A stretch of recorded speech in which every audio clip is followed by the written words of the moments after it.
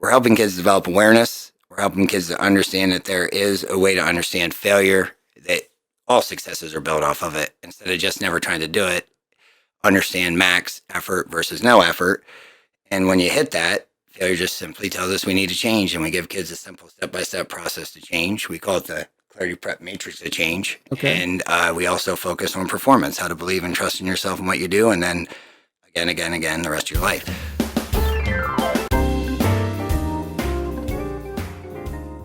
Hello, everyone. I'm David Cooney, your host of the In the Booth podcast, a podcast mostly about the people, places, and things in and around Mifflinburg, Pennsylvania. Today, my guests are Dave Murray and Mike Underkoffler. They are in the studio today, and they're going to talk about something called Clarity Prep. Dave and Mike, welcome to In the Booth. Hey, thanks for having us. Thank you, sir. Good to have you. So, talk to me a little bit about where you came from and what brought you to Mifflinburg. All right. I'll start off. Is that okay? That's, all right. Gotcha. You're the man. We argue about that sometimes, but that's all right. Ever. I'm from Jersey Shore, Pennsylvania. I grew up in that town. I went to college at Lock Haven University, met my beautiful, amazing wife there. And then we moved to Delaware, taught for a year, came back to Jersey Shore. And then 4 years later, we were in Mifflinburg, one of the most amazing little towns in the world. So, what year was that about? That was 2005-06. Which sounds like, it's just a couple years ago. Yeah, it feels like it, to be about honest with 20-ish. you. And Been a Mike, minute. And then now we're going to go way back in time to time before 1941. back in time before Dave was around. I'm Mike Underkoffler. I went to high school at Shikellamy, graduated in 1981, back in the 80s when the Shikellamy wrestling was kind of dominant team around. But then I went to college at Bloomsburg University, and I met my wife. This will take some people back before there was the internet. We actually had to drive out to Shamokin to meet people. So we drove up down Independence Street. I met my wife there. First time she ever pulled over for someone. So we got married after that. So long story short, been with her for 34 years. And I just retired teaching fourth grade for 34 years at Mifflinburg School District. My grandfather. And I'm my grandfather. Wow, Yes. congratulations. Greatest part of the whole trip. Okay, and then you're still in the Mifflinburg area. Yes, I still live here. Yep. And you obviously live in the district. I do. Actually, Yeah. we'll be You're in the borough even, Yep. I think. Okay, great. now. So talk to me a little bit about what in your backgrounds, and just so I'm clear, Dave, you created this Clarity Prep. Yes, it's Okay. my perspective So on Mike wasn't involved at that point. no, because Okay. I knew if I would have went right away, he never would have joined. It takes me a long time to get things together before I can present them. How to put it together first to, Yeah. to make it a little more enticing. Are you John kidding? Yost had to help me out to get that. He was the filter for I everything. probably said, "Are you kidding me?" Oh, well, you almost did then when I threw all the books out. But So go ahead, talk to me about the whatever germ started this whole thing.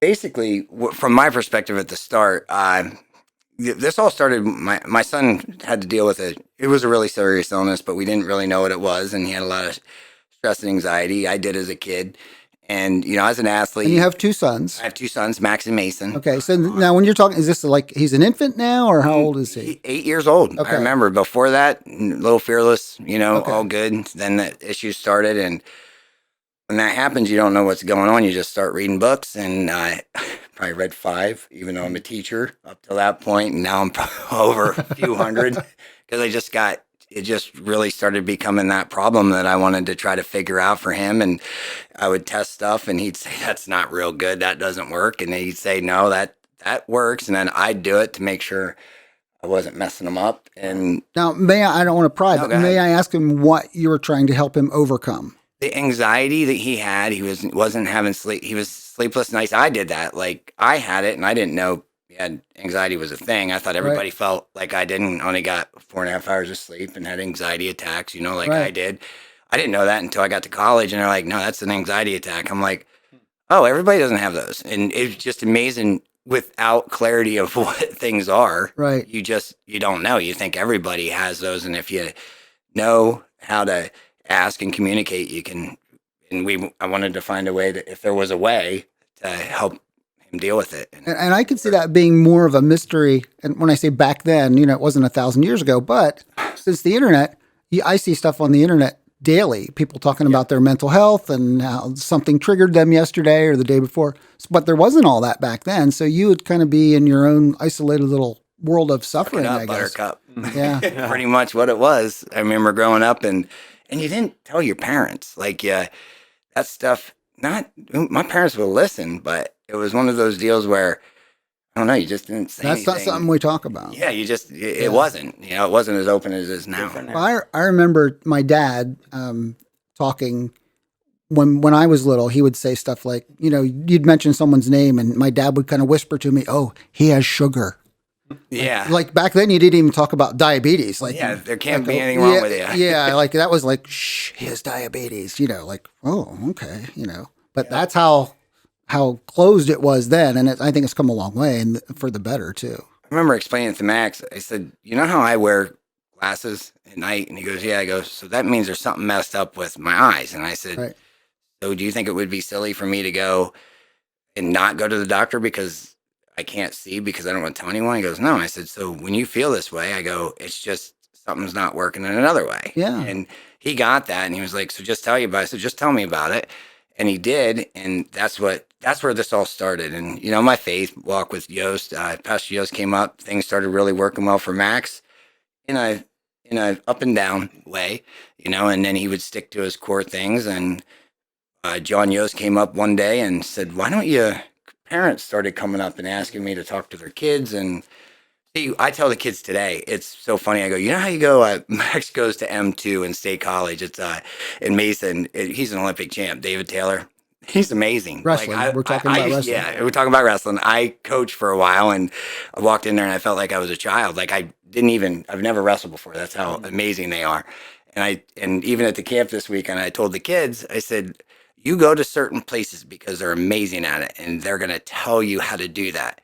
You're here because I was terrible at this, and I'm the worst person, like controlling your emotions, being consistent, ADHD. I definitely think I was the definition of that. Am still like working through it. That's probably what connects Mike and I. Yes, And like that one. it's just how, Your medication? yeah. So when that kind of thing, and I just tell them, we just found a foundational way to give kids. Fourth grade is where we started because we feel that was the age Yost did. John Yost is our pastor. He's retired now, but he's the one. He's been my mentor in life. Like he's the one that when I saw what he did for me, as far as we never tell the kids what direction to go because it would be so frustrating. We do this thing, champion winner, and one of the stories I always tell, he goes, champion is pick the best possible version that you can think of an example of a person, healthy values, morals, Right. To me, that's like Jesus, but it can be to anybody, whatever their champion is. And he's like walking that path. And he's like, winner, because we didn't want to get too harsh with it, but self-focused, not that it's a different concept because everyone says winner. Well, you want to win. You do. Like, you never do anything that you don't want to win at. So we kind of just move that to the side. Like, that's an automatic. So let's look at this here. Right. Self-focused and arrogant and all those things. And he goes, "So what are you?" And I'm like, I've been a champion before. And he was like, "Okay, when?" And I tell him, so he goes, "Yeah." And he goes, "So what are you, a champion or a winner?" And I was like, "What?" In 7 months, he did not say anything. We come up and he's like, "You figured it out yet?" We'd meet like every other week.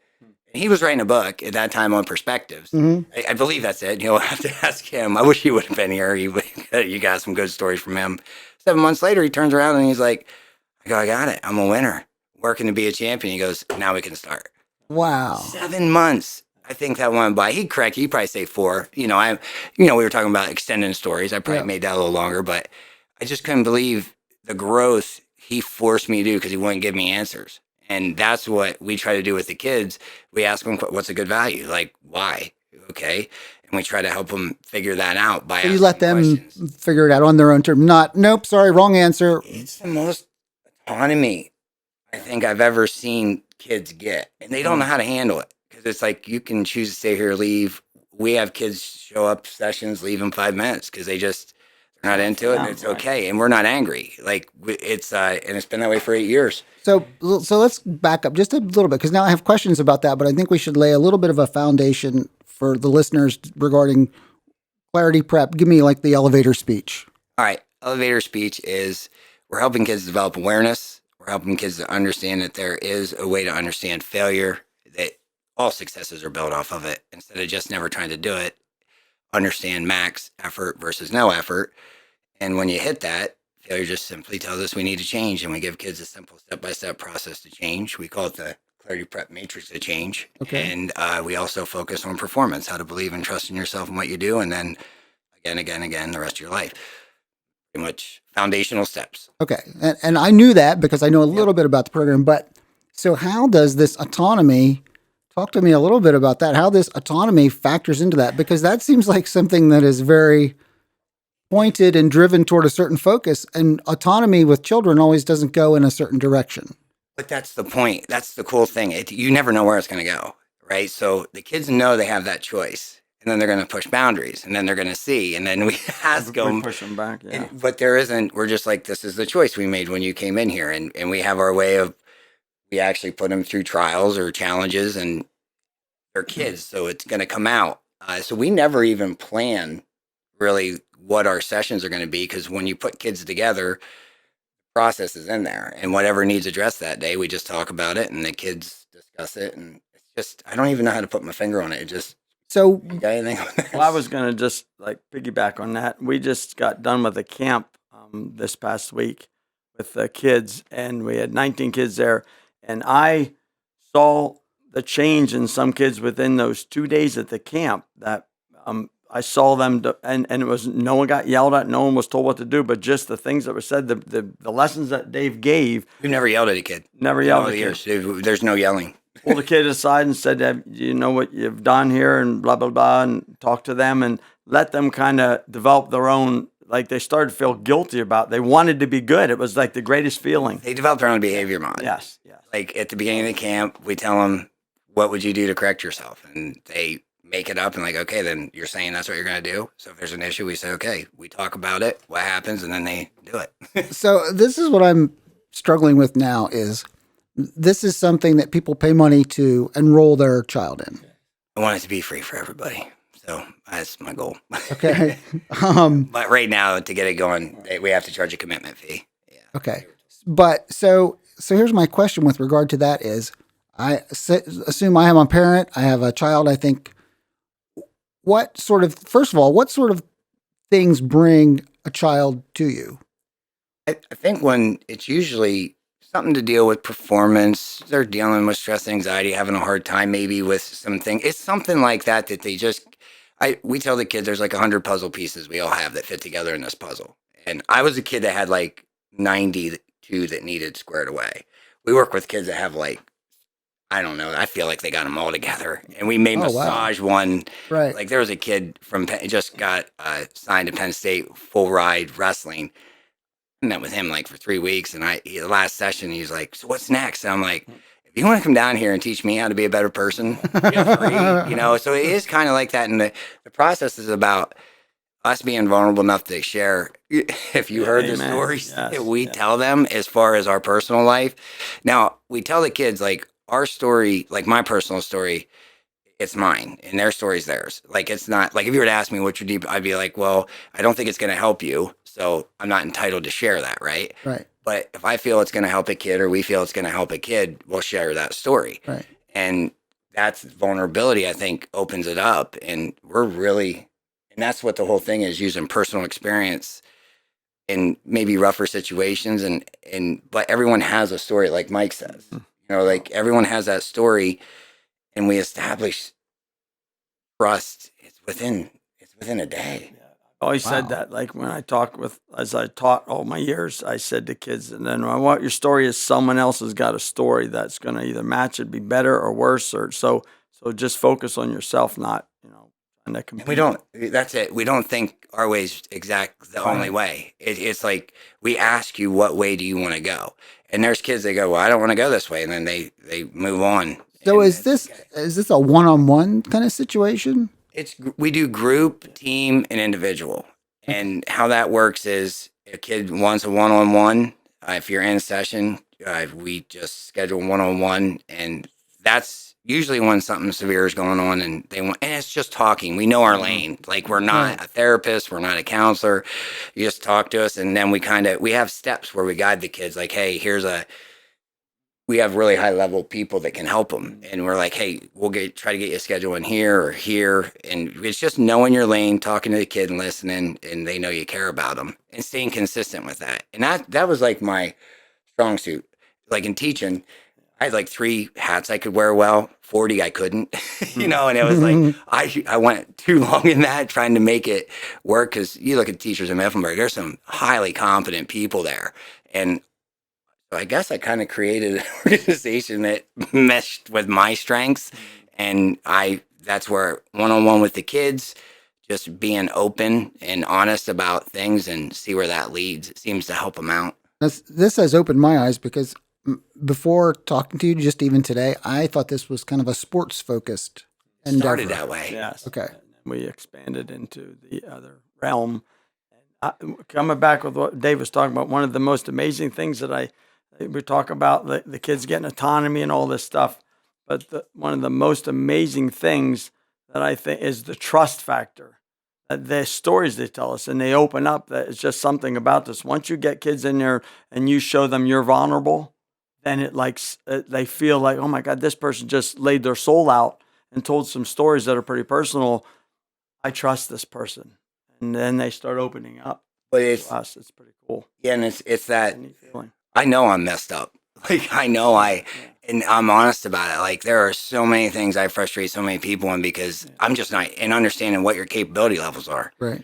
It took me forever, and I'm still not there. I tell the kids I work every day. Like I'm getting more understanding, and I was a pleaser, and I tried to please everyone.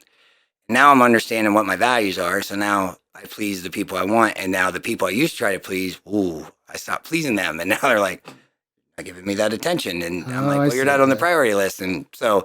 But when you said it started in sports, this was, I think, that one of the biggest epiphanies we had was my wife and I were sitting there talking, and she goes, athletics, and she goes, man, I wish all kids could get this. And I went, you know what, you're right. And I thought about it, I'm like, it's a little bit of time home my shoulder as a kid, and, like working through that process, and, awesome mom. I realized at that moment, I said it to her, I'm like, if I wasn't good in athletics, no one would have gave me the time of day. Because I did it as a coach. That's why I got out of coaching. I would latch on to kids and take that responsibility, like that, not responsibility, but ownership of like what they did. And that's not healthy. And I remember talking to Nazar, after now, and we talked about it, he's like, well, I didn't see it. I'm like, I did. I felt it. Like he won a state title, and I've never won one. So I'm like, so that process gets there. And I'm like, you know what? Let's just make it so any kid can join and get that.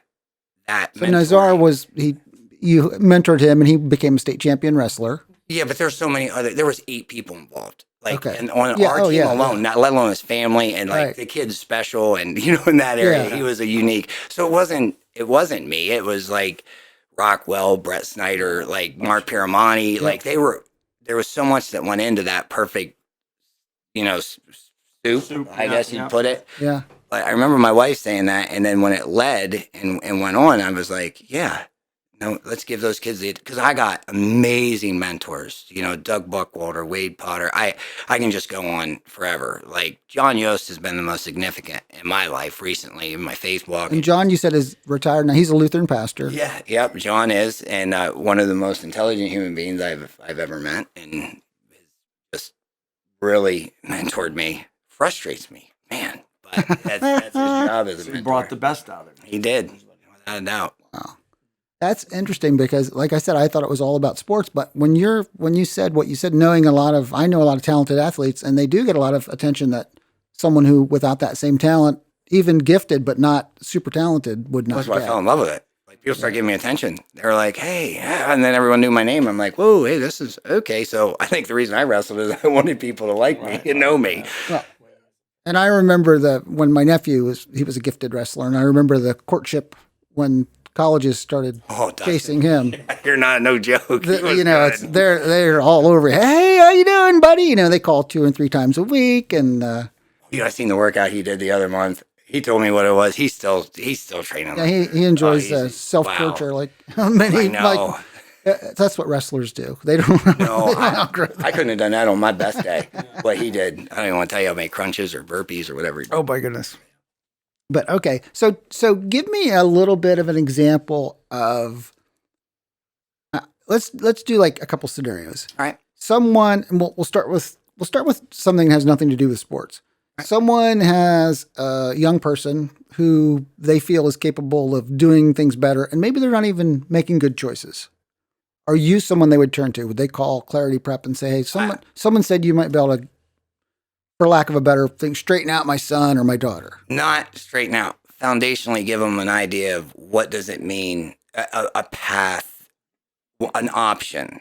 There we go, an option. Because it's just fundamentally like, hey, this is a direction we can go if you're into checking this out, and the kids have to build belief in it, and if they do, and we have some kids are like, I like who I am, and this I don't want to develop, and I'm like, okay, and then they talk to their parents, and we've had kids that say that and then are out for a year and they come back another year and then they take off. So it's all I make sure no matter who it is, they know if you leave today and you walk out, you're going to get the same response from us as if you've been with us for 6 years. Okay, That was the right. big consistency. It can't be personal, and you can't help every kid. It's up to the kid. And we tell the parents, like, did I put that? I finally got it because Steve would yell at me if I say this. We care about kids. So I've seen a lot of things in teaching and coaching where parents try to manipulate a structure to change it to what they want. You're not changing this. It's just what it is. And if you're okay with it, great. If you're not, I understand that too. But we have to keep that consistency because that's, I think, what gets the kids buy-in. Like we don't change. We'll make it better if we get an idea or like clean it up. The principles are going to stay the same, but there's always somebody. Well, you're being true to your gift at that point. Your style, the way you do things. To change that would be stepping out of your lane, like you said. Right, and that's how we do it, and I think that's the kids appreciate that because we stay consistent with that, and I think did we answer that question? I don't know. I real might be quick, I did ADHD get too. the So question. We're all the three of us aren't Here's the working answer. out good here. Here's the answer to the question. It would be a good place for them to start to check it out and start that process of looking for a way fundamentally to do it because we're foundational. Like I call it kindergarten. That's what I needed. I needed a fourth grade approach. Like I read books and I'm the guy that's Google. It takes me, I don't know, a long time for those high level books to look up the words and stuff. Kids know. I mean, in class I couldn't spell. That's the greatest thing is his honesty and his openness and just he's a normal human being that makes mistakes. I think that's why the kids really buy into this because they're seeing like not many times you see adults like confess or open up that I'm not perfect. Like I remember going through school and looking up at a teacher and saying, someday look at that. Like I'm in awe of a teacher because they're in charge and you do what I say, not as I do or whatever. And we're the kind of people that just, we are who we are. We show our flaws, and we're trying to be better people every day. And that's what they see, and that's really helps with the buy-in for these kids. And they understand. The biggest one is our comparison. We take it away. All our stuff. It's very unique. It's our process, but there is zero comparison to anyone else. Right. You can look to see where you want to go by looking at someone else, like away, but your ability is the only thing we focus on. Ability at that moment and developing it. You know, when you just said that, it reminds me of a public school or even in college. When you go in, when you go in a situation like that with all these other kids, you're compared. Like you find what your test is and what your scores are. Right. So you're always compared to someone else. Here, it's just like you are who you are, and everyone's equal. Fish climb the tree. Yes. Yeah, fair enough. That's great. Here's something I'm thinking about now, and I think when you guys said you probably both had ADHD, we didn't have that. Do. We didn't have that when I was little. So if I don't have it, I'm shocked. But so what you said something that made me think of something else. So we talked a little bit about how one-on-one would work. Someone would call you and say, "This is what's going on with my child. Is there a way you can help me or guide them or what have you?" So what are the other? You mentioned like 3 styles. Like we do one-on-one. We do group, which we do at Hartley Township Rec Center, which they've been amazing, letting us use that facility on Tuesday nights. they're incredible. So but that's an ongoing thing, not like a camp or something? no, that's every Tuesday for the past 2 years. Yeah. We've been doing it there. We've been doing it at the Four Bells Church before that. And we go in and it's an hour and a half session. We have 3 different groups that come in during that time till 8:30. And it's youth mentoring, 20 kids in a group that they come through. But we really liking 10 to 15 now that we're doing this. We're probably our camps, I don't think we're going to do anything over 25. So that's something someone would call and say, hey, I heard about this group thing you guys do. Okay. So, and then you say, well, let's see, can we fit you in on this night at such and such a time? Right now, we're only stuck to Tuesdays because of our mentor schedules. That's why it has to be now we're training 3 new teams. One of our biggest obstacles seems to be like sporting, when you get in conflict with sporting events, sport practices, yep. and this and that. So the big thing is with this camp, he said, well, this could be the answer. With the camp's another option. Because then it's on the schedule. Yeah, it's like off Weekends. Summertime, a weekend, and we can work it around. And we loved it. Like Yeah. it was Like so you said, good. it was a condensed version Yeah. of Well, what we had. I want to hear more about the groups first before we talk about the camp. So when you say we have groups, someone calls you and says, hey, I heard about this group thing. I think my son or daughter might be a good fit. How do you decide, is the group 4th grade through 10th, or, are they grouped by age, ability? How are they grouped? Group by age. So we go Okay. with now. And what about boy, girl? That doesn't make any difference. Everybody's welcome. There's no Okay. like so many boys or so many girls. It's Right. kind of like fit spots open for everybody. Okay. And how I would put it is, so we start with basically with the whole process of it. 4th grade education, 3rd grade education completed usually gives them the ability to understand our terms Okay. and how we go through it at the level that we go through it. There are some very intellectual children. And so if that child, as long as there's no frustration showing, because we tell the parents, like, this would be early. We've had younger kids come in that are extremely, I would say, pretty smart, like smarter than us, but they get it and it works great. So it's based on, try to do it as wherever their ability level is. But the rule of thumb is usually 4th grade going into 4th grade. We go 4th, 5th grade, and then we go 6th, 7th grade, and then we go 8th and up. And that's how we break that down. So that would be, so you'd say this is our group. Is that a half hour each or an hour and a half each? Hour and a half. For each group? Yep. Okay. So what would you, and you're going to educate me on this. So what would you consider a success when someone says, hey, I want my child to come into this group setting? What, it sounds like it's very non-guided and you're going to bring the best out of people. It's pretty Well, structured. that's structured. Oh, okay. Very I told you you'd correct me. Yeah. But I want to know what a parent who feels like this was, I don't want to say worth the money, but a parent who thinks, wow, that was phenomenal. What are they going to say? Back, that would be a good one, yeah. Are they going to say, oh, my son's grades went up, or my son now isn't talking back, or he quit kicking I the would suggest cat, or I don't know. Watch our performer of the year. That was 1 year in our process of a kid that really wanted to change Oliver Pat. And that was insane. Great testimony. Yeah. That makes So tears that would in the answer eyes. your question there. But when you come in, a lot of the times we get parents coming in emotional at times, like our kid didn't want to do anything, and now he doesn't want to miss, or she doesn't want to miss. And then our son's saying this and treating or talking to people in a way they never would before. And so it's just when a kid, we tell our kids to be grateful all the time. Like he comes home from youth class in 4th grade and he's like, I made a gratitude list stuff and how to be grateful. Like he never heard the word before. And I was like, Oh, yeah, wow. I was, Is this only your been son? talking Max. The son Yeah, that I had in Max. fourth- No, yeah, Mason fourth got it, grade. but Max was like, gratitude's awesome, Dad. I'm like, I'm glad you finally heard it in 4th grade. Somebody else. Like he acted like he never heard it before. But when it comes from somebody else, that's how I see this. It's just, and that it's safe and we're not judging. We don't judge. And I hate to use the analogy that I use on here to the kids, but I'll use it. We tell the kids, like, just for shock factor, like, in no way am I condoning violence, but I'm like, if you smack a baby and you come into us, your parents, school, principal, cops, they're going to take care of that part. You come into us and be like, okay, so why'd you smack the baby? And we're just going to like, hey, let's, how do we get not to do that again?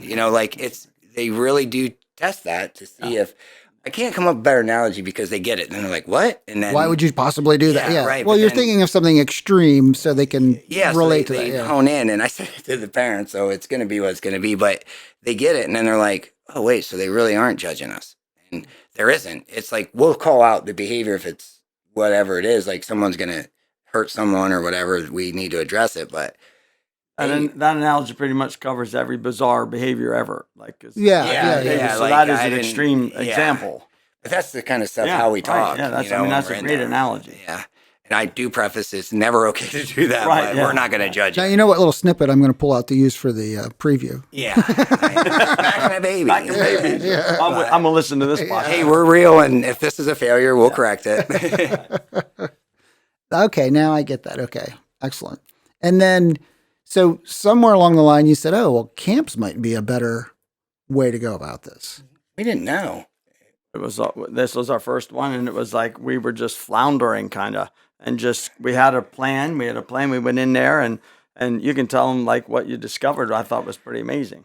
Well, So why did you decide to do the camp as because of scheduling issues, like you said, with sports I'd run practices camps. and I'd ran pretty successful. It was called Battle Line Wrestling back in the day. 100 kids or so, and Right. things would go well. And I'm like, I can run a camp. I know how to do that. Let's try it here. And what the problem is, we have like 22 units, and to get through it, it takes like Lily finally got there 6 years later within 10. so Lily is Pat is the one that is our first, but Max's and Mason, my boys, right. but how I parent them, Right. kind of. So they're kind of going through a curriculum. Yeah. Okay. And when they get out, we tell the kids, like, the goal is to get you to be a mentor, come work for us. And Right. so you have a skill when you leave, you Yeah. know. And Lily has reached that at this point now as an 8th grader. Yeah. And she is going to be paid.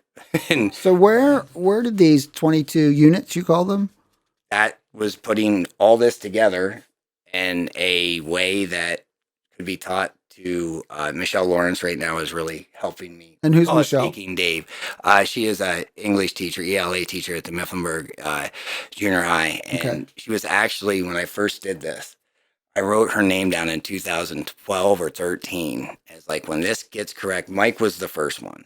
And I know I needed a female, I called it a female Mhm. Dave. Right. And she was. You didn't know about the surgery at the time. You could have just done. Hey, we're not going there. So at that point, I finally called her last year, and it was Christmas, and she was like, "I'd love to check it out." She comes in, and so she's been helping me speak Dave. It's tough for people to understand. My wife can do it, and my kids are getting there, but everyone else sometimes I think has a hard Need a time. translator. Absolutely, 100%. I start mid thought all the time. Like I think you're right there with me in the ADHD, right? So you're saying where this came from, and then when I come on board a long time ago, it was kind of neat. You said where because when you asked, I said up here. And Yeah. So, Dave, like, I think I'm gonna just speak a little bit from my perspective. Then you can correct me or whatever you want. But when he brought me into this thing, he said, "I want you to come see us." We walked into this classroom, Steve Haddon and myself, to be brought on board, and he had all these books laying out all over, and that's he took everything that came to him through the night and through his images or whatever, Reading and other and- people's right, interviews. yeah. And he just Yeah. put it down in books, and we're like, "Whoa!" Oh, so these are not textbooks. These are your written notes. Yes. Oh, So- man. So all then, drawings. yeah. We have animated series. This is something you'd see on CSI. It sounds Yeah, like. oh, yes. Well, it'll be a museum someday. That's what I said. know. It'll be put into a museum. There's a lot like- of stuff. Yeah, a lot it's amazing. about 70 notebooks. Just So filled. Oh, my. we didn't know if we walked in. We said, "Okay, what did we get ourselves into?" Or this is amazing. It's like you're thinking, which way do I look? Yeah. But after spending time with them, we realized it was the amazing side, not this guy's. I never did that again Little bit because one they're like, flew over he's the a little, cuckoo's nest. yeah, Yeah. it kind of Yeah. comes off like that if I show too Well, much. that's why he said he didn't want to bring me in too early because I would have said, yeah. well, I got to know Dave as he came to be the wrestling coach, and then I got the honor to be his son's fourth Right. grade teachers, both of them. So amazing children, amazing parents, and then that's when I had total faith in Dave with this, and we just been with him ever since. I know I have total faith in him. I don't trust a lot of people, but this guy I did. Stuck with him. why Mike is here, for example, the camp we just did, just as a stat. I had said to Lawrence, I'm like, or Sarah the night before, Pat was there as a volunteer helper, and I said, I'm gonna tell you right now, if you pull these kids, they're gonna say, I said 75% are gonna say, who's the counselor you connected with the best? They're gonna say you, Mr. You. And she was like, you're up there talking. I'm like, I'm talking. I'm like, this, I'm telling you, when you have a good program in anything, it's the assistant coaches that connect with the kids, right? So we pulled them, and it was 80% were like Mr. You, and that's his gift. Like, And I said today, it was it's not good because I fell and I ripped my leg apart, so I was in pain like all day. So I'm thinking I'm not on my game today, and I was missing my granddaughter, and and all this stuff was going on, and then it turned out to be 80%. I'm like, whoa. give you an example what I'm talking about. Like, there were like 4 kids that weren't really like mixing with the rest a little bit, So back to where you started. These 4 are at this camp. They're at any time they can say, "Hey, call my mom. I'm out of here." Absolutely. Right, exactly. Okay. Absolutely. Well, they have to wait for the ride. And Right. that's it. Well, yeah, you're not going to set them on the Yep, street and that's say. it. Yep, they wait. And So talk to me then about these 4 that weren't quite. well, it just, not everyone's into everything, and it's about interest focus. It's about identifying the kids' pushes and pulls in life. Like, I saw that when he said this next activity we're going to do, and the kids were kind of like a little free to do some things together. And I watched and I identified 4 kids that really weren't. I said, "Hey, you guys into this, or would you rather do something else?" And they kind of said, "I'd rather do something else." And we stayed on task with the same trial type or challenge we were trying to get the kids. He was at that table for 2.5 hours, just talking and playing with the kids. I'm like, I don't have that ability. Like, I care and I'm there, but he does it in that way. That's why he's here. Like, that's his thing. all of a gift. Yeah, So- and so everyone picks it. Just so people can get a feel for the nuts and bolts that go on at this camp, just this one example, what was this activity challenge exercise that 4 of them were like, yeah, it's not my thing? Manhunt. Manhunt. Manhunt. Flashlights at night. It was awesome. Kids they would have stayed up all night and played. So this is where you It's like tag. tag, like flashlight tag Yeah, or something. flashlight tag. Oh, okay. Hide. Kids play. So you said that Come out. that wasn't Their there thing. were 4 students that said, yeah, it's not my thing. Right. They Oh, weren't into now that. see what I would have thought it was, because you know how you know yourself, like, oh, Right, that's yeah. not my thing. If you just said, well, we want you to lean on each other and touch, like yeah, hug right. each other for 3 minutes, or I'd be like, okay, what else can I do? Yeah, right. That's Yeah. good that But you it was- wanted us to clarify the but activity. you said flashlight tag. I'm like, who doesn't want to do Who doesn't flashlight want- tag? Well, kids that aren't into running around outside Yeah. at night. Maybe they're afraid of bugs or Yeah. fear of the dark. Who knows? Yeah. But we didn't ask them. They didn't tell us. They just would rather stay in at the table Okay. and play some That's cards excellent. and card game. I introduced them to and they had a blast. Youth mentoring is the ultimate melting pot. Like, there is you get super athletic kids, super intellect, like, not that you can't be both, but there's just it's just such a wide range. Right. And that's the cool thing. And the best testimony we got from a kid, we asked the kids to write letters at the camp, like, tell the kid next year what to expect. Just someone like, you don't know that's coming in, Yeah, or like, yeah. be honest, like, and we are brutally honest. The kids are brutally honest. Yeah, they are. And they wrote one, and the one I really liked is, you're never alone at this camp. Oh wow. The kids they take care of each other, and it's just, in that short of time, it was really neat. It was just really neat. Are you discovering things when you run a camp like this and deal with this melting pot where a student will say, this is the first time I was listened to. This is the first time I wasn't hit for doing whatever. This, you know what I mean? Those sorts of. We haven't had that. Like, I think the kids, I haven't had that, like, at the point where the kids talk to me and we've gotten in it, because they do know we're mandated reporters and Right. that kind of thing. I don't know if that Yeah, I hears see what you're that. saying. But But- here's one of the neat things that I discovered as I was connecting with some of these kids, trying to just find my way. I just mill around and kind of get so they feel comfortable where I'm at. But I said we had an option. You could stay overnight, or you could be a day camper. So they would show up in the morning. Right. And one of the first events we did was I'm getting up at 6 in the morning and went in and did the cold water plunge. That was insane. That was great. They all got up the first day. These kids from camp, they were so fired up, motivated. They get down and went into this creek. I just want to set Sure, this, go and ahead. then I want him to finish. I had 3 wrestlers I knew were coming from the group I work with in State College. We have a group up there at Victory Sports. I'm like, okay, these kids are going to need a little bit of a challenge, or they're going to be like, I'm like, all right, we're going to do a cold water plunge in the creek, like in the pond. And okay. Lifeguards there. But you lifeguards are not there. required to do anything. We tell them, I said, no one ever woke me up to wake up to do anything I wanted to do. Right. So 8 o'clock is breakfast. You want to sleep in, like we're just going to wake you up for breakfast. No, again, it's total Yep. autonomy. 8 o'clock. But they got up at 6 on their own. I had said, make a list, and every kid signed up. And I'm like, what? We have pictures of it. They're in there. You want to see them. It's a perfect smile. Yeah. Remember how mad they were that they had them get back in? Anyway, so they all went and jumped in this cold water, and it's a part of the process, like the wake up process, especially for Max does it.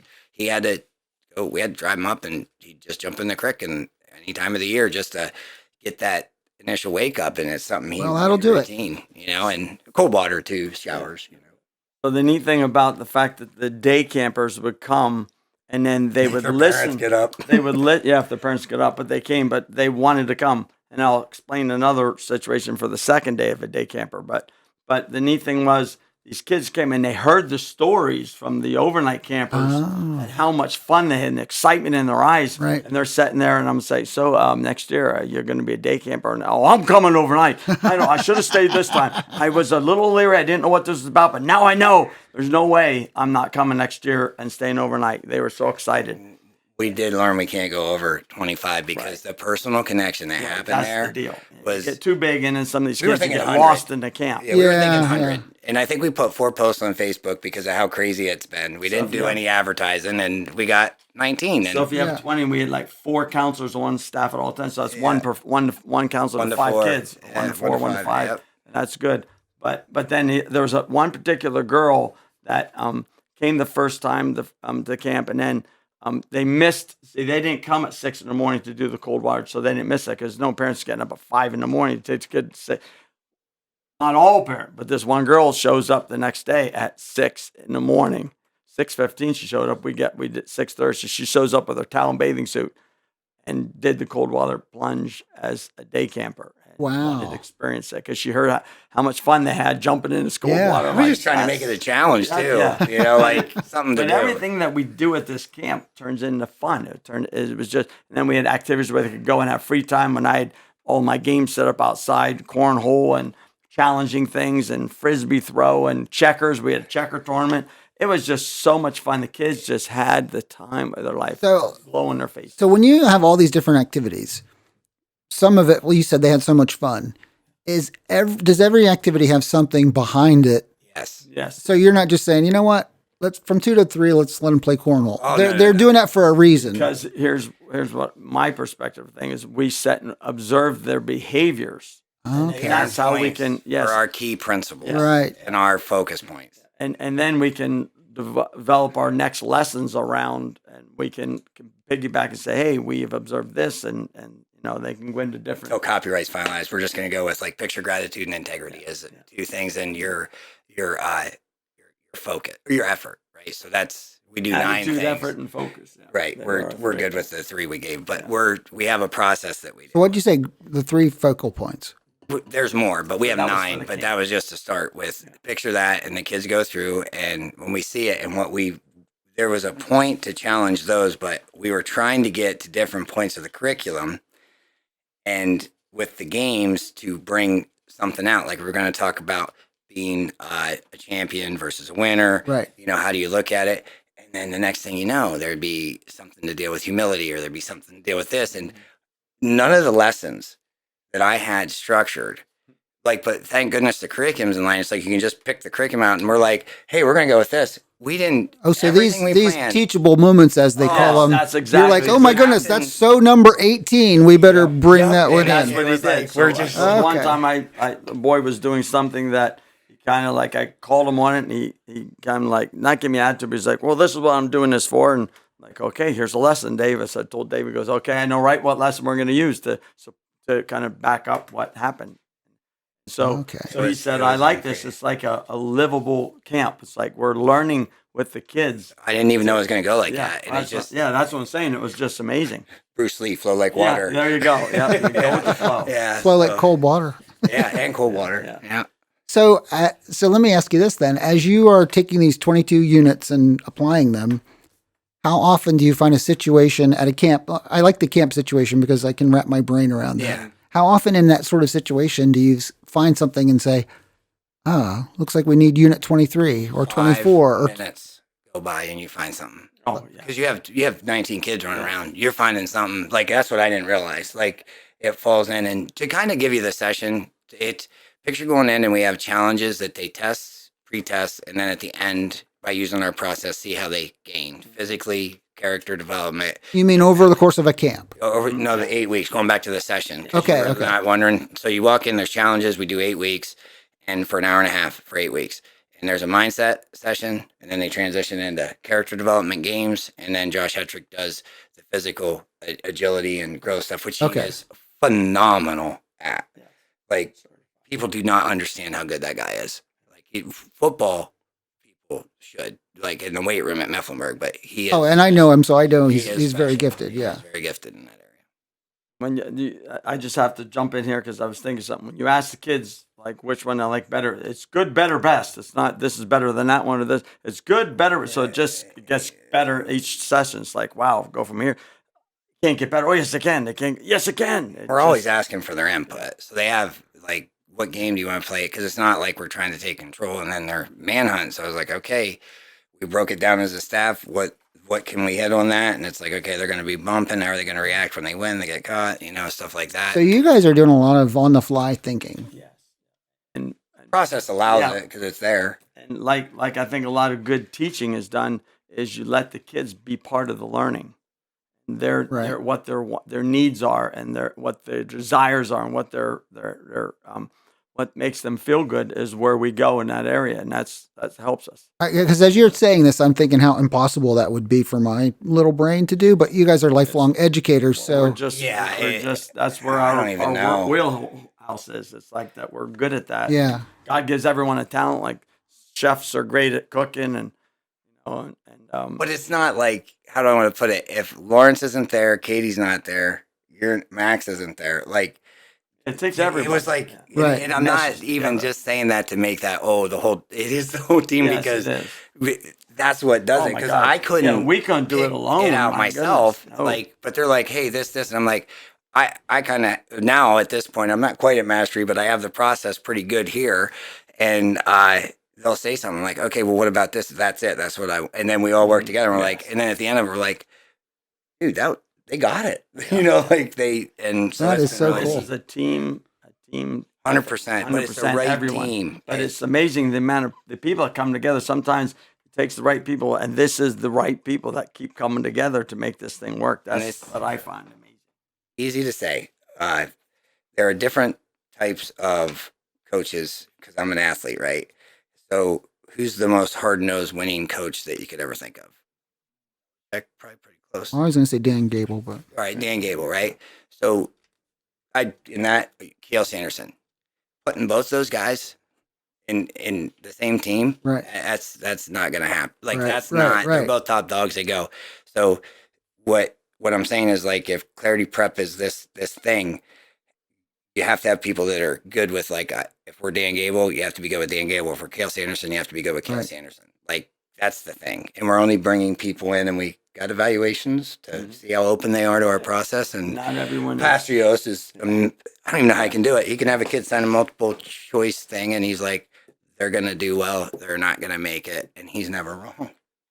I'm like, how can you do that? They're going to be fine. And he's like, no, probably not. he can just read people a little bit, maybe. He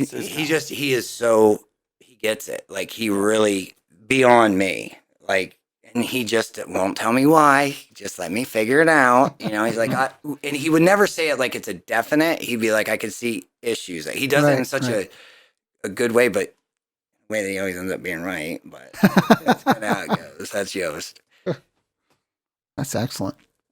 So the third model, what was that? That is teams. So Okay. I went. And you mentioned that a little bit. Oh, we have this team. We have this team.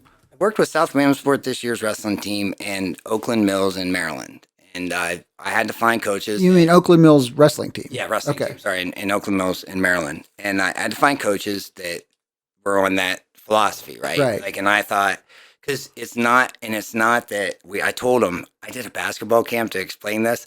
So at Schick, and the coach wasn't ready for this. I said, make sure you have something for them to do. Like, shoot, if they're not into it, I want them to be able to go. And I go, hey, guys. And I'd already told them about, I'll help you with fear, and explained it, told the story or whatever. And there were like half of them were like, I want to know how not to be afraid before I shoot, or whatever it is. And the other half are just like, they're everywhere. And I go, how many of you guys are like, this bald-headed guy with big ears is up here trying to tell me how not to be afraid, and I'd rather be shooting hoops and playing a game. And they're like, boom, like 25 hands go up, and there's 30 left. And I go shoot. They're like, what? I'm like, go shoot. You're fine. And the coach is like, what? And I'm like, remember I What? told you? I want my money back. Yeah. But what happens when you do that, kids started funneling back in the next session because they went through and the kids were doing better on their free throws. And it was the self-regulation process, performance. And, but that's how we work. It's just, if you're into it, you're into it. If you're not, no harm, no foul. It's not this push Forced, to America. cookie cutter type thing. And nothing's cookie cutter. There are no two Right. people's, because no one's the same. Everyone's it's all different. different perspectives. Yeah. So it doesn't, I don't know how we got there except amazing people talking Well, that's and the doing neat things. thing about it is like he says, you're free to do what you want. You can go here, and then what happens? These kids go over to play, and then they're like, they see what's happening. They're like, wait, what's going on here? I want to be part of this thing. Yeah. Right. They start trickling back. It's like, how'd you do that? What's this guy giving you over here? I want some of that. That's What, the and kind if of it thing. wasn't for scheduling in other sports, I think our retention rate's really high. Like we booked in 2018, we did one open house. I got panicked because we packed in like 2.5 days, and we haven't been able to open till now because we've been, Degenstein Foundation recently this year, $120,000 they've given us in donations. Wow, fantastic. Starting to help us, and we got some other big, and we just got a world-renowned neurologist that's vetting it to make sure that I want to make sure this is healthy for kids. Like Right. at any point in time, so it's cool because I said to she's vetting it,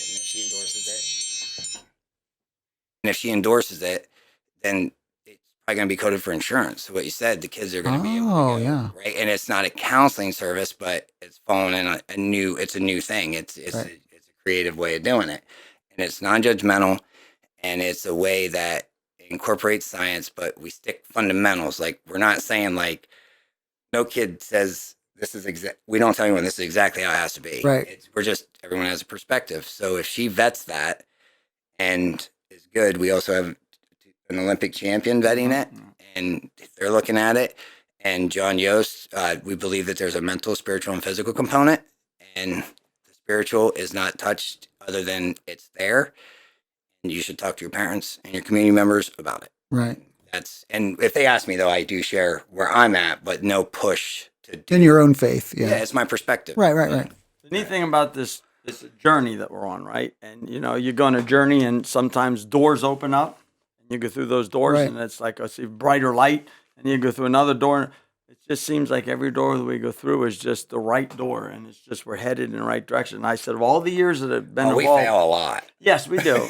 We fail a lot, but we go, okay, we Practice what we preach. Yes, Yeah. right. But what I'm saying is, of all the years, I think I've only remember one boy saying, "You know what? This isn't for me." I'm not saying it's perfect for everyone, but then this boy went home and then come back later and said, "Wait a minute, I want to see more." Yeah. Off.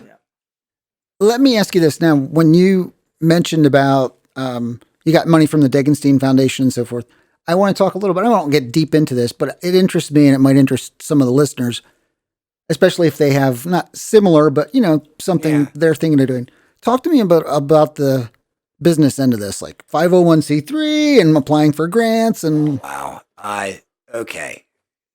The most difficult thing I had ever done at this point intellectually was read 3 nonprofit books before I started this. To go, which was like, it was what it was. So it took me a year and a half to do that. And I was And they're only 9 pages. I was no, not the books I was reading. They were like law books.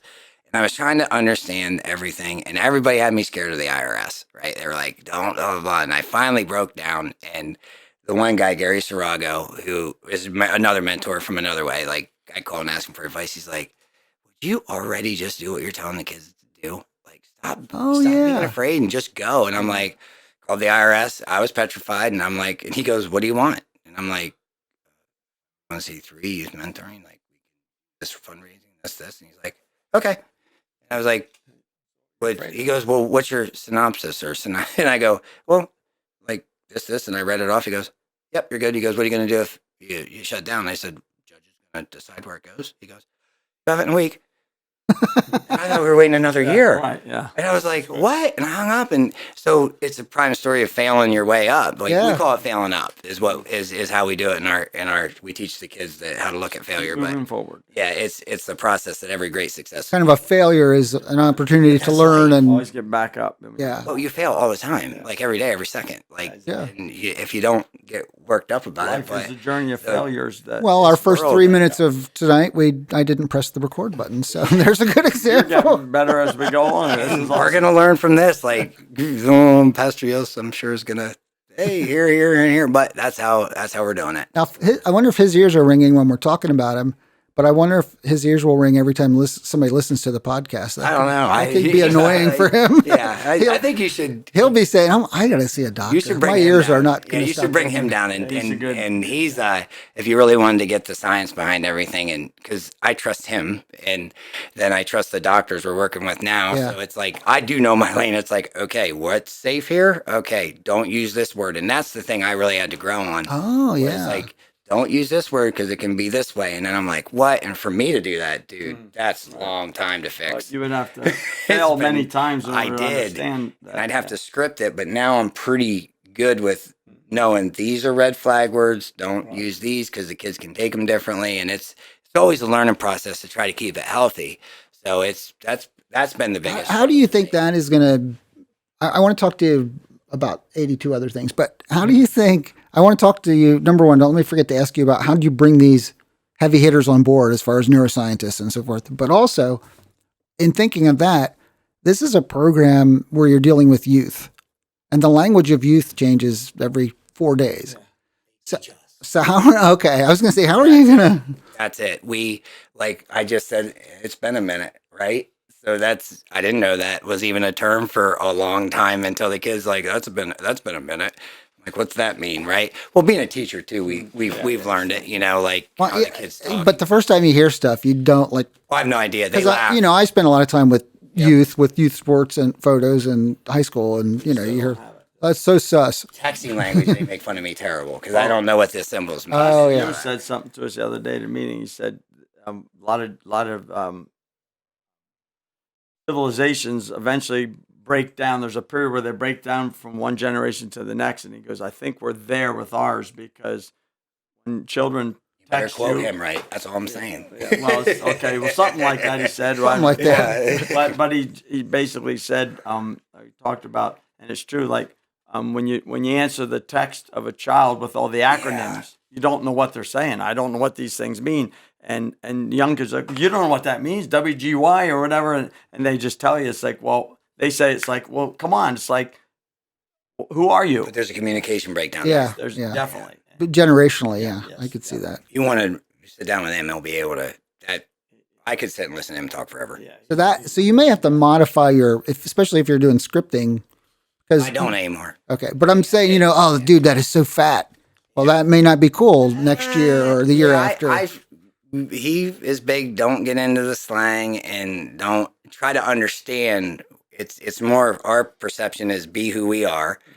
Don't change that, but to understand where they're coming. Because they're going to be talking to you like that. Correct. You need to know what they're saying Yeah, so you can it's communicate with them and on your terms. I see we what don't you're saying. talk back in that manner. Right. I understand, kinda. It's the majority of the time what they're I saying. think some of it too is the way Dave and I operate. Like we're old guys, we're old men to these kids, but yet we're cool, young. That we relate to them. We can We're relate immature. to them. We're, yes, Yeah, there we are. Listen, I taught Never fourth grade for grown up. 34 years, and I'm still a 10-year-old mentally.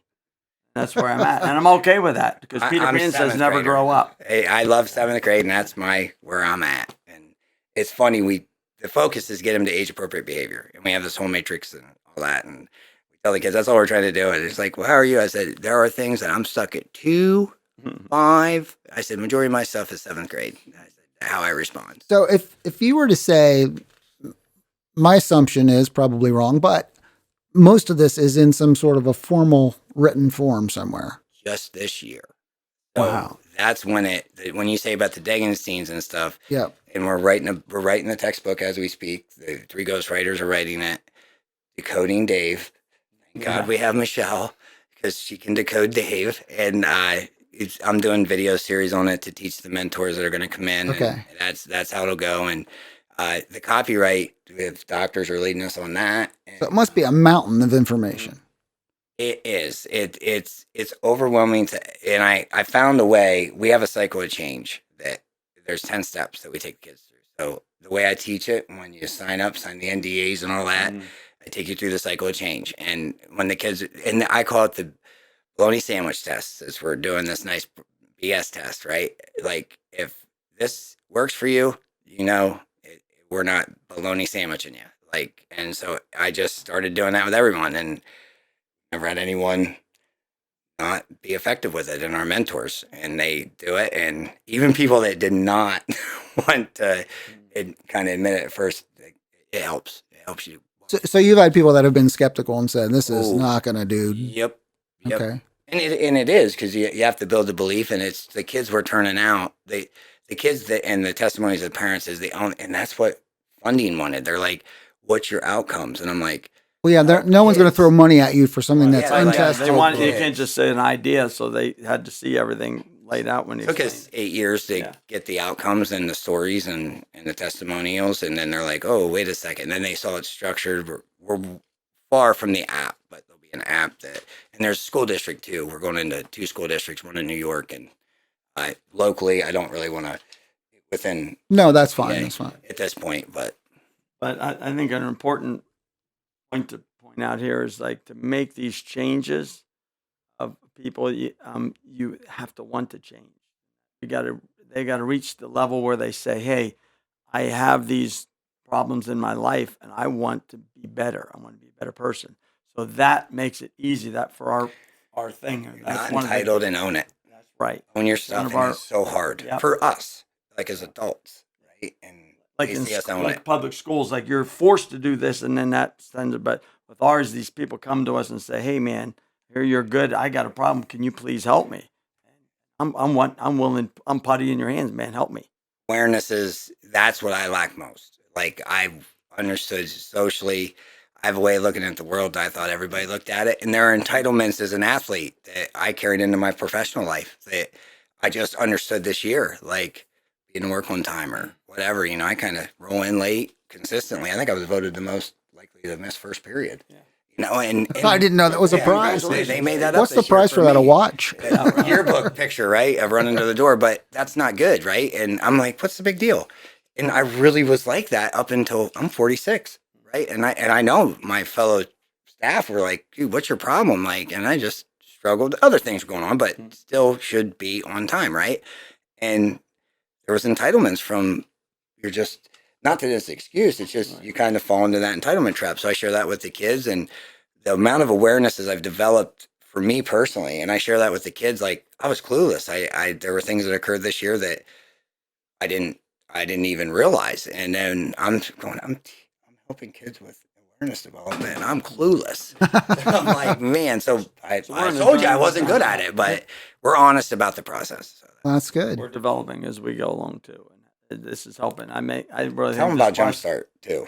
Okay, that's an idea that we now. What is that? Well, I'll explain. Jumpstart is an idea that came up since I was a teacher, and I always thought, and that's the other reason I didn't get to share. Like when Dave came to me, like this is how my belief, everything that Clarity Prep is about is the way I've always believed to teach children, and not the same process, but the same fundamental ideas about being positive. Everything's positive, and the things that I use in my classroom, he got to see his children come home and say, "Wow." He's amazing. Yeah. So then that's where Dave said, Mike, I want to help you because I think you have a lot to offer with, because we just meshed so well. This is his baby Jumpstart for sure. So the Jumpstart thing is an idea I come up with. It's like, well, you know what? Since we run into all these problems after school with schedules, with practice, and what if we could do something before school starts early in the morning? Because I see all these kids come at 6 a.m, get dropped off to these beginning programs, and you just sit there all morning to wait for school to start. I'm thinking that's a lot of wasted time for these kids that really need some help. So I thought, what if we could do something 7 to 8 in the morning, where we could have a program. So Dave and Stevie Haddon. And Josh, and not Steve Haddon, Pastor Yost, I and you got they all worked to develop this really cool curriculum. Yeah. So then this year was a pilot for it. So we had kids. We worked from the Nazarene Church basement. So this is done at the Nazarene Church basement. This isn't in the school. No, this is in the school. Yeah. Because again, our accreditation, like you to get in the school, they're like, "What is this thing?" Like what you're saying, right? Yeah. And they have to know that there's accreditation, right? Yeah. So we didn't have that yet. Right. So we tried, but so now, but my pastor knows well, and that was a great place to start. So he even like, "What's this about?" And when he came down, my pastor was down almost every session to see. He was just amazed. He just thought it was the most amazing thing. So he wanted to come down and see what's going on in my basement of my church. And when he saw it, that's just amazing. So we spent the 7, 8 o'clock going through the curriculum. And we don't want to go too much through it. Just so right. No, I'm not telling anything about it. I'm just saying we went through because the it's curriculum. secret. Copyright. Oh, I see. So we went through this curriculum to get these, and then and since there was I only had one boy this year that I was working with, so every time I would take him to school, I'd say, "Now tell me, are you applying?" And he goes, "Absolutely." He goes, "When I get in a situation where I'm starting to veer off, I think to myself, what did we go over?" And I'm back on. So it's a cool way to teach responsibility. And his mother told me, goes, "Oh my goodness, I've never saw my son so motivated before to start a day out in school." And he had a lot of difficulties. Wow. The boy that I worked with, and it all turned out to be great. He had a great year. It helped him not only in school then, but also at home. He carried it over to his life at home. So that's the neat thing about this. You can use it anywhere. I always had a belief that, and Kurt Howe was a guy that he's on our team too. He's an Olympic alternate, and I coached with him the first year. And this was Mike Rogers, my roommate in college. Actually, he goes, 1 kid, 100 kids, same effort. And so when we did Jumpstart, he goes, I was delaying them because we weren't ready. And that's where there's a lot of this, like through the process. And then people were like, well, they're not together. And we weren't. Like, we couldn't get there. We wanted to, and you make these. And he goes, well, what about 1 kid? I said, do it. Go. Mike, you got it. And Stevie and I wrote the lessons up. He did his version of it and did his thing. It was awesome. It's a great way to teach kids responsibility, coping skills, and to set one specific goal in an area that they like and teach them that process. So just so I'm clear on that, you had this Jumpstart program. 1 student showed up. Yep.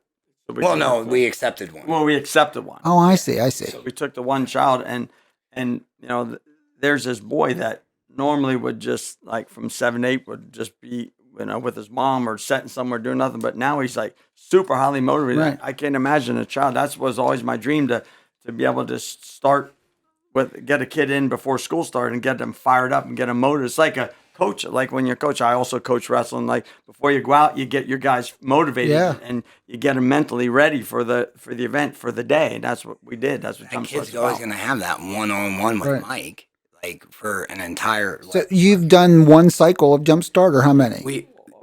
Not the whole cycle, but a beginning part of it. So next time, what happens if you have 7 kids or 20 or whatever? We're cutting it at 20, like max. And then what'll happen is Mike's still running his this coming year, and that'll be open, and that's it. And then we got hit quick with schools that called us about it when they saw Oliver's testimony online. So we took New York, and we're going to have the other school that we're talking about work together, and then Mike's going to run his Jumpstart. So that's it for now until we get it good. And it was like the camp this year again. It doesn't matter to us how many kids show up. It's just us. When they come, it's what it is. So we should have been way better on advertising, but when we do, we end up with too many. And so it worked out good. Like the camps are always going to be that it's small numbers, so we don't. Right. It can't be meat market. I always say this. I always tell them, remember, Disney started with the mouse. Yeah, well, and from a business perspective, you want to be careful that you don't grow too fast because things get out of control and you have no control over it, and your quality can. Does a great job of keeping us in check. Well, that's good. And I need reined in a lot. So do people. Yes. Well, we're too optimistic sometimes. Oh, ridiculous. Does he use a shock collar, or I mean, what does Yeah. he? No, he knows how to speak Dave. And he's just like, hey, and he does it. And the respect and love that's there is ridiculous, so. That's good. And to find a program that everybody gets along to, that's the neat thing about it. Yourself, the more people you get involved in something, the more chances that there's conflict and Yeah, resolution and all that going on. But with it, We hit it right away. we just all mesh and we all agree with everyone.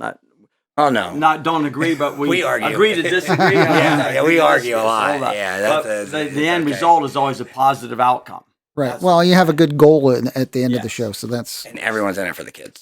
So talk to me a little bit about the experts. Like you said, there's a neuroscientist on board or something like that. Yeah, what I did, I started off through wrestling. You have a lot of good connections. So I would Olympians and You're so on, entitled.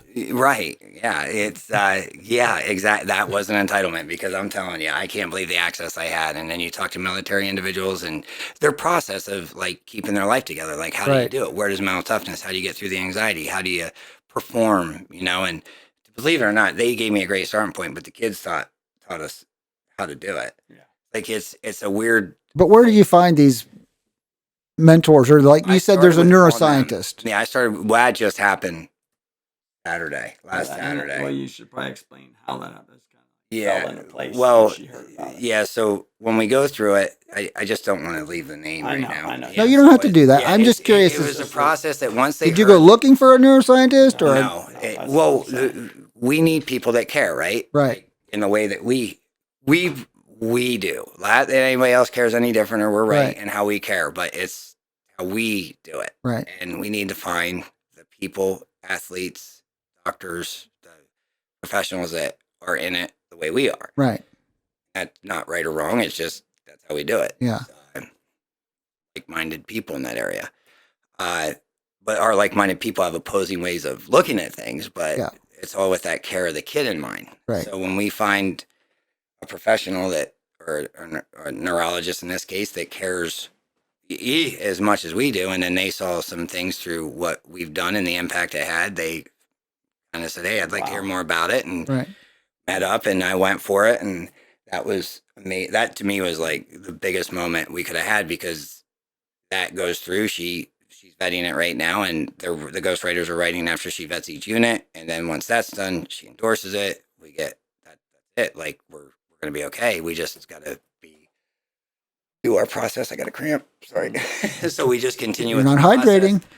Yeah, that's fill the bowl 101. And so the one area that it came down to is just as you get connected, it's go for it. You ask them, you tell them what you got, and not overdo it right away. Just say we got a process, and you can. It's a lot. Don't give them too much. Well, it's just too much. You don't. It's like open a floodgate on somebody. Yeah. You're like, what? Well, this is, and we're like, we got to wait for Little people to tidbits. develop awarenesses, process the change, and like a failure, perform, and then a mastery process. So, and now this is not something I've ever had any experience with. So, if you would please talk to me a little bit about, because you've said ghostwriters. So they're synthesizing what you want They know how to write. through this vetting and putting it on paper in a proper textbookish kind of form. Yes, Okay. It is nice to read. I can tell a story pretty well, but you do not. You ask any student to grace the presence of history class at Mifflinburg, and they're going to say, I was hoping you didn't say you taught communications. No. No, actually, my one coach wanted me to, a buddy of mine wanted me to take a job one time, and he's like, the ELA teacher. I'm like, no way. I had a hard enough time in history, but that's what it was. But I talk to them, and usually I end up saying the videos online, and then they take that video statement of mine, and then they. Oh, okay. So that's, they can synthesize, they're not just synthesizing your chicken scratch notebooks. Right. No, They can say, okay, here's the video about it, here's this. So they know what your thoughts are, your feelings, your awareness, and they can wrestle all that into the written form. Then we have our And then, of course, Steve and Yost look at it, and then rip it apart, and then we go do it again. Okay. interview with him, and then he straightens out and says, "No, this is what I meant." And Well, we're kind of right there now doing it. Like it just started. Like they're working on unit one right now, and hopefully, well, they said by the end. By the end of the summer for all 22 units. But it's together. Like it doesn't. I can sit here and talk about them like pretty clearly. Right. What I want to do at this point after 8 years, and Oh, yeah, yeah. it's But you anticipate a textbook by the end of the summer. there'll be A first I'd draft say or like, something. let's say by 2023, I think is a good goal Wow. at this point, and it'll be online trainings, and then for the mentors, and when we go into schools to teach teachers that are open to this, and administrators like how to do it. Right. They pass it on, get the app. The kids will be able to have that to tie into the whole thing, and Oh, wow. yeah, the healthy we call it fill the bowl thing that we do. Fill the bowl. Yeah, it's a way to teach energy building habits, and it's how we came up with doing it. And like the neurologist is really big into that. So I'm out of that now. She's way smarter than I am, and she knows what she's talking about. I find it's hard to get energy. I think I'm filling the colander. It It's just all runs out the bottom when I try and fill it. it is tough, and the kids get it. And actually, what you just said would be an example where I'd say in a session, I'm not doing this portion hydrating is one of the portions, right? And I'm like, yeah, guys, I got crazy today, and we were driving the Jeep with the top down. It wasn't on my cycle, so. So, this everything I've heard you say so far has been very positive, which is awesome. But surely there are some like downsides or something. And I'm not saying show me the ugly underbelly, but No, but like if people, I want to hear somebody that like said, "Oh, what is this, a cult?" Or well, my uncle is in an advertising agency, and when I first showed him, you got to be careful because your mind you start drawing things and you're not thinking, and yeah, just do it. And I don't know what it is, and he's like, "That's not." And it took him about 5 years before he could recover, And but people are going to have different perspectives of where this is, and that, but it is what it is. It's just fundamental. There's nothing magical or anything. If I took you through this, when you see it at some point when it comes out, you'll be like, oh, like they're just connecting those dots. They found a way to connect dots, Right. fundamental stuff, and that's put puzzle pieces together and use stories to do it, and use science to back up the science backs that up. The one area that we think is big is the faith component for anyone, but that's for the families and the kids to figure out. That's not our place. Like, oh, right. That's more of a family, a personal oh, sort absolutely. of thing. Yeah. Like, and no two people, we don't believe have the same perspective on faith at all. Right? Probably You not. all have a different way of looking at it. Even if you're in the same church, you're going to have a different Right. way or different, because that's who you are, right? So who are we to tell you we know better than you on what you believe, Right. And that's what I mean. Like anyone else that would question us, I would just entertain. I don't mind sitting down and like doing this with anyone. And I've had those conversations with parents. They come in and I'm like, well, okay, this is what we do. And by the end, we haven't ever had one leave that was upset. Have you ever dealt with any people that said, listen, I'm non-Christian, Yeah. either atheist or Muslim or what have you? And You can be, but the only thing we don't entertain is it's all healthy, right? So Right. we tell them like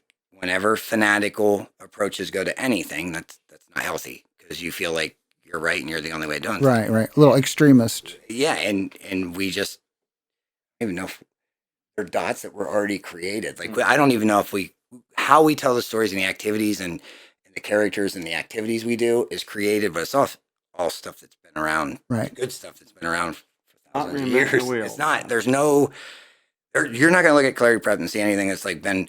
Oh, I've never heard of that before. Right. Like nothing. Like you said, just connecting all the dots. Maybe how that we say it, people like don't- in never a really sat back. fourth and grade tried to level, connect. right? Basic fundamental. You're like, oh, that's clear. Like that's it. Right. I guess is how you'd say it. So do you ever see this applying, or, I mean, you would probably have to rework it a little bit, but applying it to adults? What this has been my thing, and I've been asked, and I have worked with a bull rider that we worked with at the beginning athlete. I had him in school. Right. I coached him, and he was like 21. But again, his process, he taught me so much, and we worked together, and he created this thing up, and he was hurt, dealing with some issues, and 1 year he won the world title. I mean, he Wow. just applied this, well, his version of him and I working together. So Right. it wasn't like, hey, do this. That was the infancy start. So, but my point is, you look on the internet, you see everything for adults. Like it's the same stuff. Mhm. You have clarity in your life. I have it. We all certain strengths areas and other ones we need. So they have all that stuff you see on TV is nothing different than what we're doing, but it's at a fourth grade level. And So you're crafting that message in a way. that I can understand it. In a way that- that I can get it, you know? Right. Yeah. Yeah. So I guess that's how you'd say the difference. And I think that it can be, you know, and I guess that comes when you become a mentor, you learn it, you know, and Right. I think all our mentors, I don't think we have any mentors that don't take some aspect of it and they use it. In their own life, yeah. But like we have mentors that are really together. So they have one puzzle piece that they'll use and the rest they already had together. Their parents they had it, the way they were brought up, you know, they have it. Do you see when you're, I don't want to say screening children, but do you see anything that oftentimes is indicative of which puzzle pieces they might be missing? Like, for example, if you know a child grew up in a home with only a father, usually they're going to need work on 15, 17, and 12, or, you know, those sorts of things. I think we pretty much give them all an open shot because you'll have kids like that, right? Statistically speaking, you're correct. Like that's what it is. But you get some kids that already have it together. Like you're like, how are they like this? So you can't extrapolate from a home life situation to what piece they're going to need. Right. I mean, you can have a general understanding, maybe statistically, and it's not far off. Like there are those statistics that match up with the kid, but we try to keep that open, just open. Right. Because we don't know where they're at, and we don't want to put them in a box. Do you even ask a lot of those questions? Because since it doesn't matter, do you care if they're from a single parent home or two parents or same sex Economic parents hardship or is whatever? the only thing we say, we try to give. We don't ever want a kid to miss out because of finances. Right. So before we even got funding, we were given a lot of it for free. You know, let them Right, come in. We and- worked for many years. Yeah. But Well, hold on, and I'm gonna let you go. 7 years. Josh Hetrick, Mike, Steve, we never took a pay Right. at all, and it was just my wife finally said, "Honey,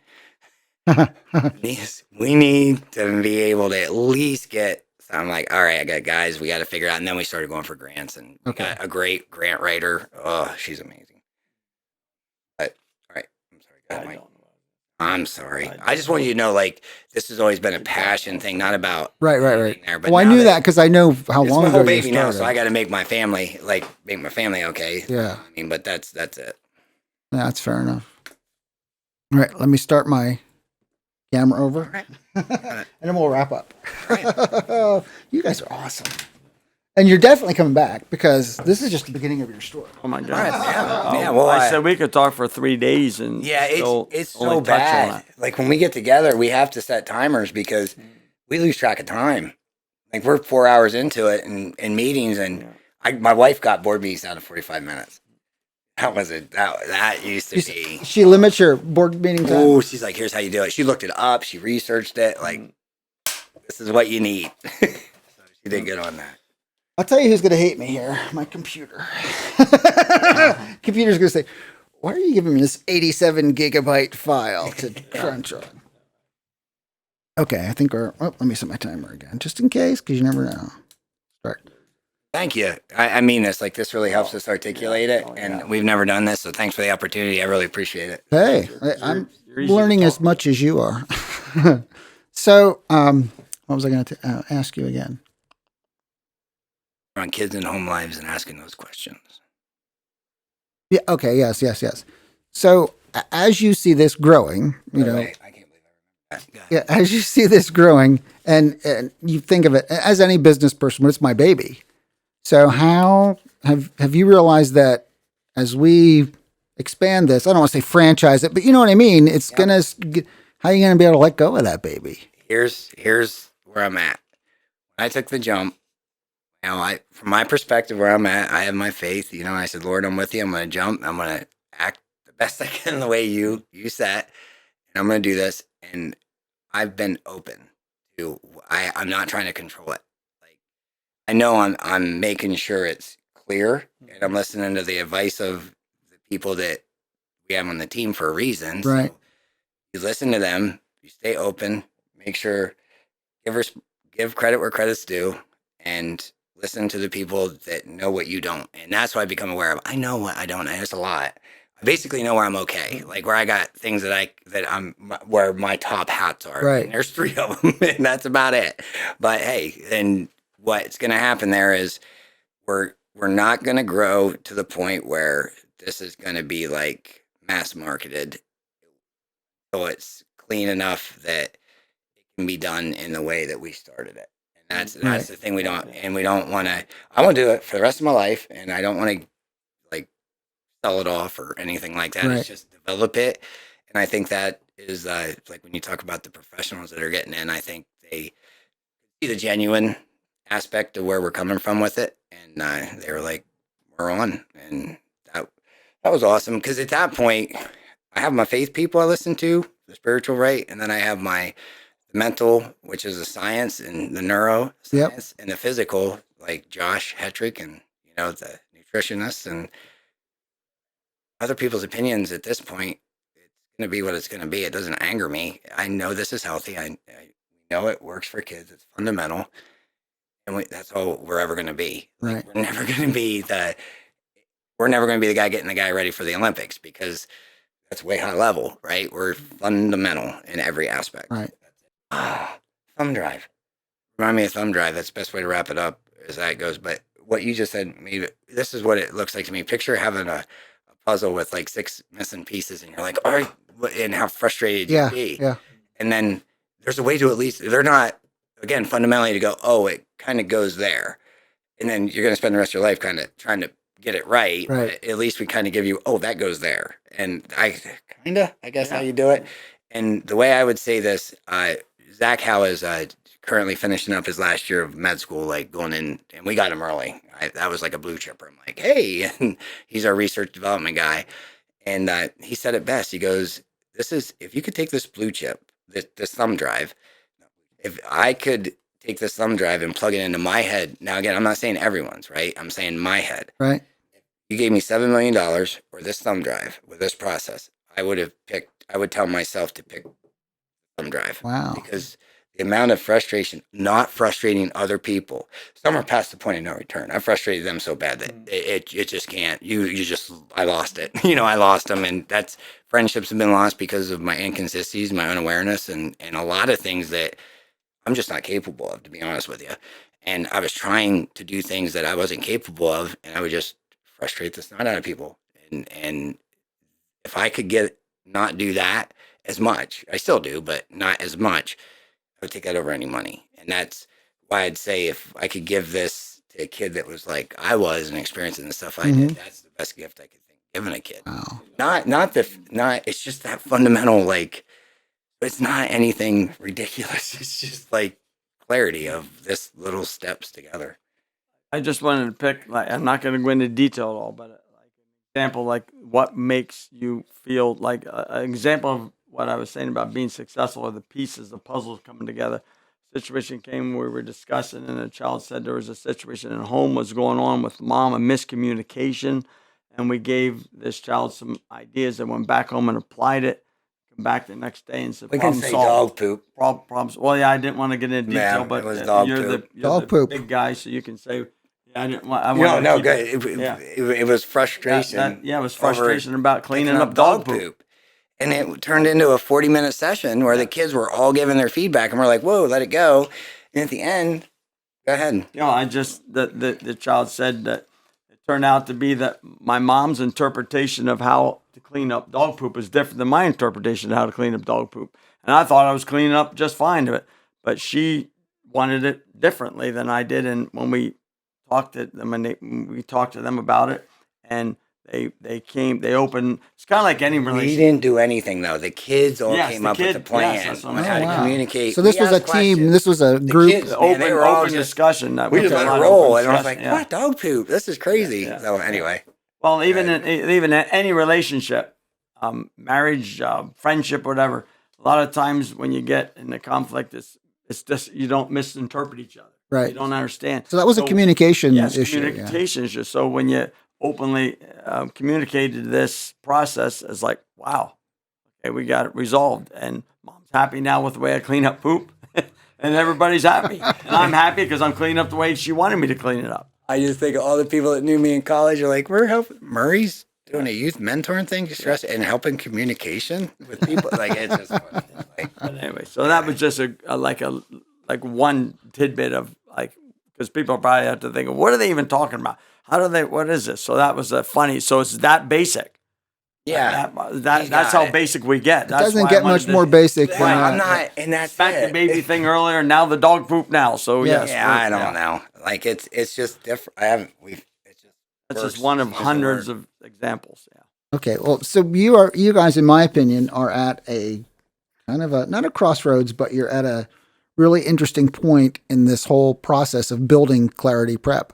So I could see even 6 months or a year, there are going to be vast changes in where you are as far as your curriculum and applying it and bringing partners on board and so forth. Because So of the people we Constantly have growing and now. learning. The people we have now. yeah, so I am definitely going to have you I'm back excited. in. You have to Yeah. come back in, Will and do. people will be like, "Whoa, my goodness, that was just." 7 years ago, we never would have dreamed to be where we are now. So Yeah. we can only imagine where we'll be in 5 years. Yeah. All right. Well, we'll continue that story then. Thank you both for coming in. Thanks. It has you. been a pleasure. Thank you, Dave. You're welcome. Appreciate it. Awesome. Awesome. time.